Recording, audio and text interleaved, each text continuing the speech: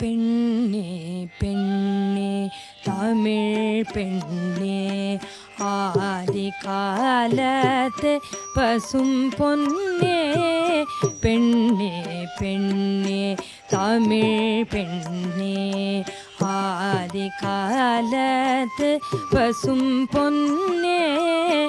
எப்படி போனது பொழுது உனக்கு எப்படி போனது பொழுது உனக்கு